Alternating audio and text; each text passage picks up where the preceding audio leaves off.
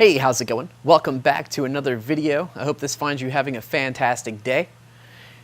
If you are a follower on Patreon, you already know that I'm partaking in a 365-day project.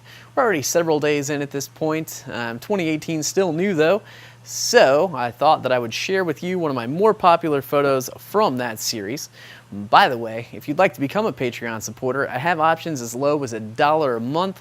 Every bit of that gets reinvested back into this channel or into photographic endeavors. So if you'd like to support this channel, head on over to the Patreon. I'll put the link in the description box down below. If not, don't worry about it. I'm going to keep making videos, guys.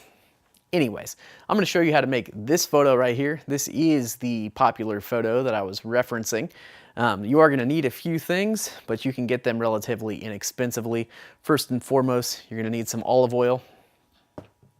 You will need some water. You will need some sort of transparent dish to put the olive oil and the water into. You will need something to prop that dish up on. I'm going to be using these 2x4s right here.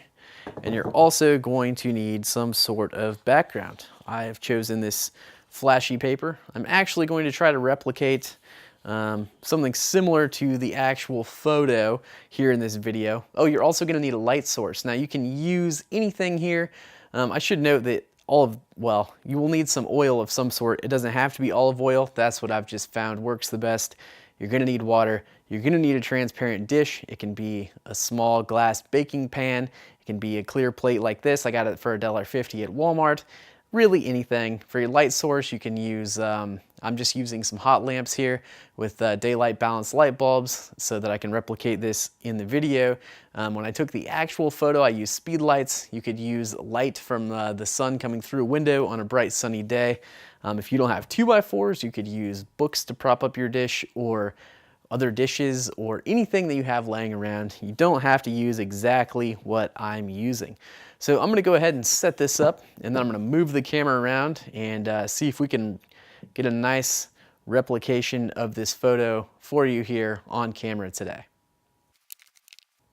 Okay, what's going on here is I have my plate propped up on my 2x4s with the background image underneath. Now, you can use any background image like I said, but I found that the more colorful and exciting the background image is, the cooler the photos tend to be.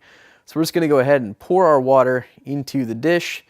You don't need a whole lot here, just, enough to make a decent little puddle in the dish. And then the next step is we're going to take our olive oil and pour that in there as well. Now, it's good to do this and pour it around. Move the bottle as you're pouring it so you get little droplets. However, as you can see, I'm not doing a very good job. I've got some big globs on there. I'm going to show you how to fix that. Also, as you can see, some of the olive oil is stuck to the bottom. Now what you want to do is wait a little bit for the olive oil to rise. It'll settle down nicely under the surface.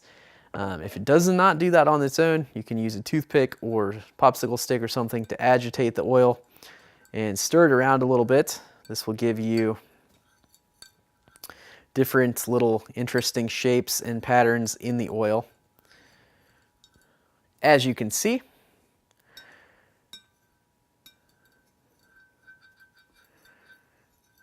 now the more you stir it, the smaller the drops tend to get. So if you're okay with small drops, then that's stir it a lot. If you want bigger drops, then don't stir it as much. I'm trying to get a nice little combination going here for this demo. Now what I'm going to do is I'm going to flip this lens into macro mode. When I took the actual photo, I used a dedicated macro lens, but you wouldn't have to do that. Any lens would work.